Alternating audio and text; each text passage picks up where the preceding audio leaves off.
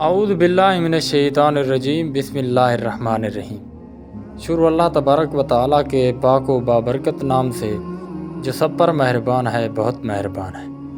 آج کی اس ویڈیو میں تمام دیکھنے اور سننے والوں کو السلام علیکم ورحمۃ اللہ۔ انبیاء علیہ السلام اللہ تبارک و تعالیٰ کی بنائی ہوئی وہ ہستیاں ہیں جن کے دل میں کبھی بھی اللہ کے سوا کسی کا کوئی خوف نہیں آتا، اور وہ بچپن ہی سے اللہ تعالیٰ کو مانتے ہوتے ہیں۔ اسی طرح حضرت یحییٰ علیہ السلام کا اور یوم حساب کا ایک واقعہ آتا ہے۔ آج وہ واقعہ ہم آپ دوستوں کے ساتھ شیئر کرنے جا رہے ہیں۔ اس سے پہلے آپ سبھی سے گزارش ہے کہ ہماری ویڈیو کو لائک کر دیں۔ حضرت یحییٰ علیہ السلام ابھی 4 برس کے تھے کہ اللہ تعالیٰ کی بارگاہ میں گریہ زاری اور طلب مغفرت ان کا معمول تھا۔ ان کے والد گرامی اللہ تعالیٰ کے نبی حضرت زکریہ علیہ السلام جب بھی مجلس میں عذاب اور حساب کتاب کی بات کرتے تو حضرت یحییٰ علیہ السلام کی آنکھوں میں آنسو کی برسات لگ جاتی اور کئی دن تک کھانا پینا چھوڑ دیتے۔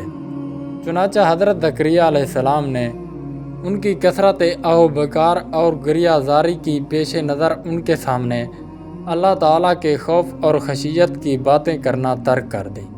مجلس میں جب حضرت یحییٰ علیہ السلام بیٹھے ہوتے تو رحمت، بخشش اور جنت کی باتیں کرتے۔ ان کا دل تو آہ بکا اور گریہ زاری چاہتا تھا۔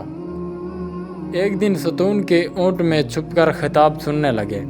حضرت زکریہ علیہ السلام انہیں مجلس میں نہ دیکھ سکے تو انہوں نے خشیت، خوف الہی کے بارے میں بیان شروع کیا۔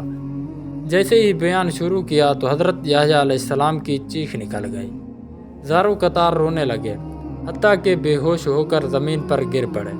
حضرت زکریہ علیہ السلام انہیں اٹھا کر گھر لے آئے۔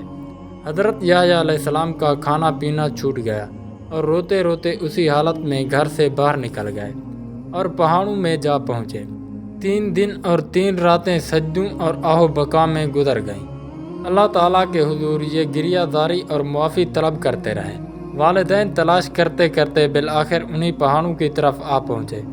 وہاں ایک چرواہے کو بکریاں چراتے پایا۔ اس سے پوچھا کہ اس عمر کا معصوم سا خوبصورت سا بچہ تم نے کہیں دیکھا ہے؟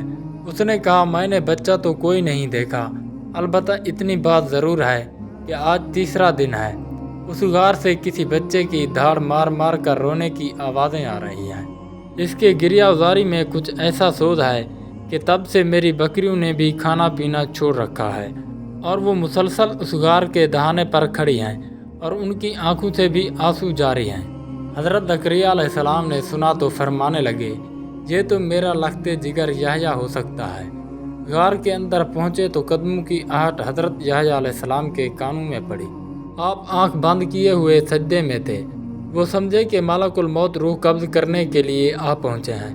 سجدے سے سر اٹھایا اور بولے، اے ملک الموت، تھوڑی مہلت دے دو تاکہ میں گھر جا کر اپنے والدین سے معافی مانگ لوں۔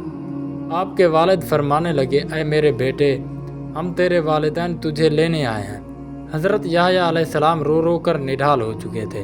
آپ علیہ السلام کی والدہ ماجدہ نے فرمایا، بیٹے اتنا نہ رویا کرو، تو معصوم ہے، تجھے رونے کی کیا ضرورت ہے؟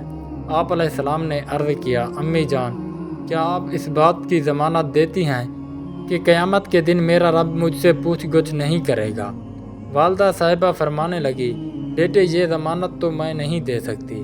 تو پھر آپ علیہ السلام نے عرض کیا کہ امی جان، پھر آپ مجھے رونے سے منع نہ فرمائیں۔ والدین پیار کر کے گھر لے آئے، کھانا وغیرہ کھلایا، نہلایا دھلایا تو حضرت یحییٰ علیہ السلام کو نیند آ گئی۔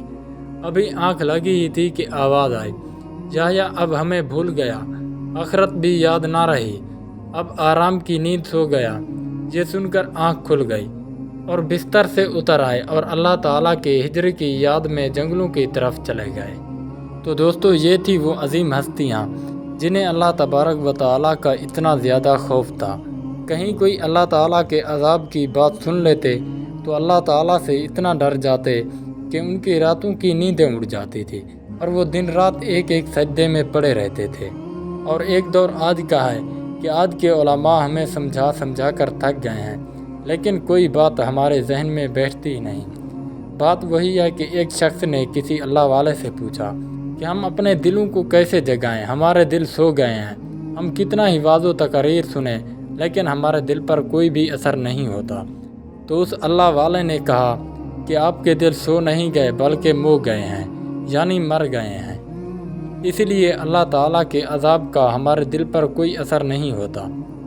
تو میرے دوستو، ہمیں ہر وقت اللہ تعالیٰ سے ڈرتے رہنا چاہیے اور اللہ تبارک و تعالیٰ کی عبادت کرتے رہنا چاہیے، کیونکہ یہ دنیا ایک دھوکہ ہے اور فساد کا گھر ہے، یہاں پر کچھ نہیں ہے۔